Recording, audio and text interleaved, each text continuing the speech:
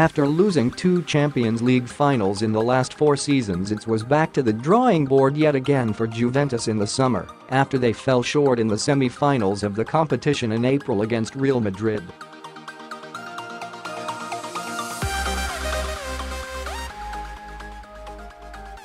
The man to break their hearts was Cristiano Ronaldo, who struck a controversial 97th-minute penalty to finish off the Bianconeri and deny them of one of the best comebacks in history and a place in Kiev.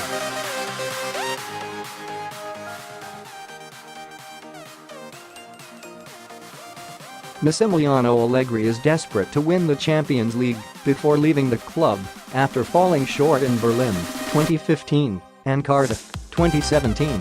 Therefore, the Juventus board agreed to stump up £105 million to bring Ronaldo to Turin.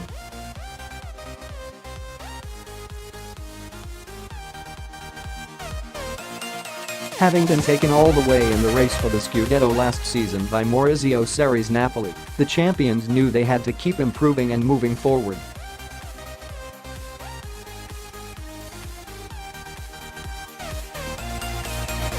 Just under halfway through the season, it's hard to deny that that's exactly what they have done.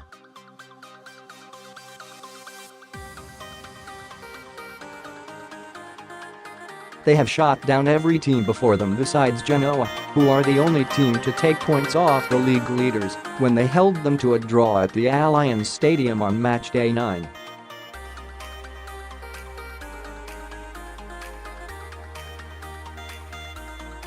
Carlo Ancelotti's Napoli remain their only realistic title rivals but are currently 8 points adrift. The sides face off at the Stadio San Paolo on March 3.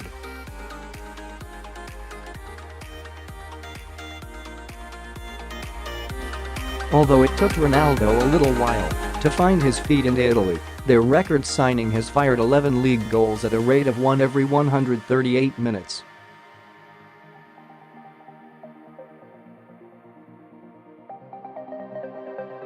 Only Genoa's Krzysztof, 13, has more. The Polish international is set to go toe-to-toe with the Portuguese and last season's winner Ciro Immobile, 10, for the Coppa Italia award.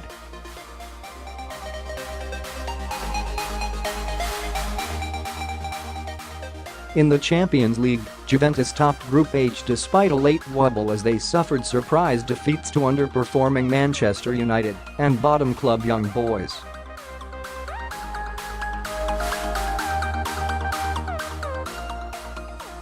When the competition resumes in February, they will take on Atletico Madrid in the round of 16. Diego Simeone's side finished second in Group A behind Borussia Dortmund.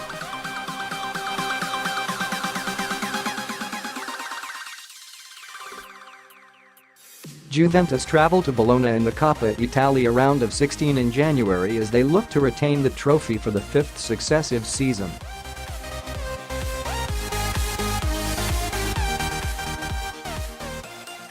What do Juventus need in January? Injuries have left Juventus a little light in midfield this season.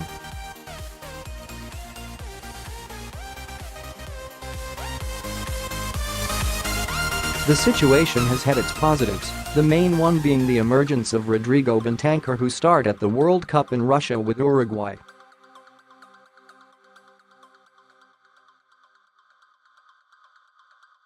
Sami Khedira has been sidelined since November, while former Liverpool midfielder Emre Can has yet to find his feet after undergoing thyroid surgery in Germany.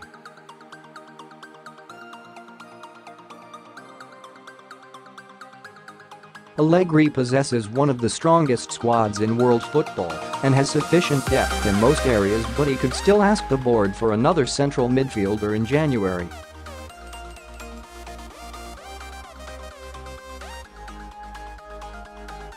Who do Juventus need to get rid of? The Italian giants are a club who like to maintain a big squad due to their hunger for success on all fronts.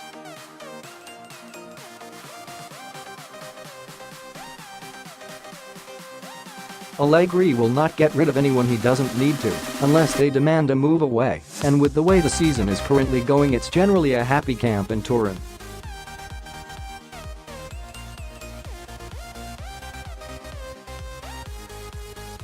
Fringe players Leonardo Spinazzola and Moiskin could depart the club on loan, having only made just one Serie A appearance between them this season.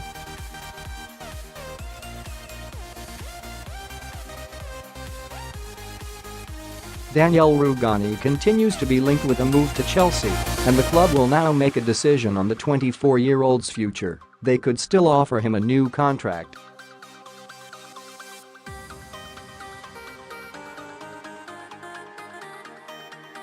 What will Juventus try and do in January? Juventus are renowned for being the masters of the Bosman ruling, having signed the likes of Can, Khedira, Fernando Llorente, Dani Alves and Paul Pogba all on free transfers.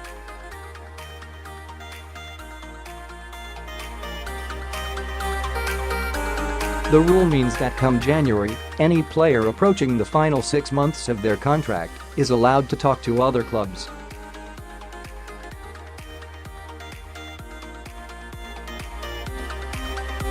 Juventus have always been efficient operators and won't hesitate on securing any deals that seem right for them and will improve their squad.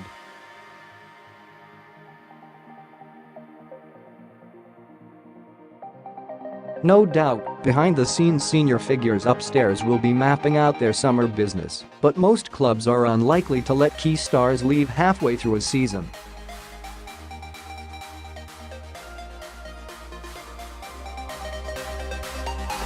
The club are continuing to monitor Pogba's situation at Man United. He could now stay at Old Trafford after Jose Mourinho was sacked and replaced by caretaker boss Ole Gunnar Solskjaer.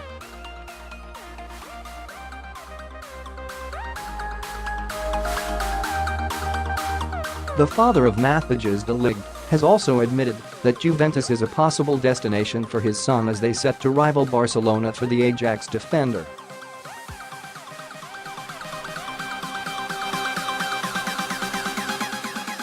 What will Juventus actually get in January? It's fairly unlikely that we'll see any new faces through the door in January, unless there are an urgent change in circumstances.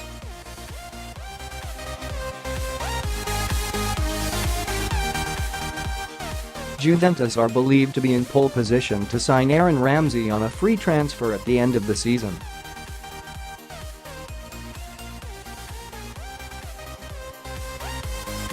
The Welshman is set to leave Arsenal after the Gunners retracted their renewed contract offer.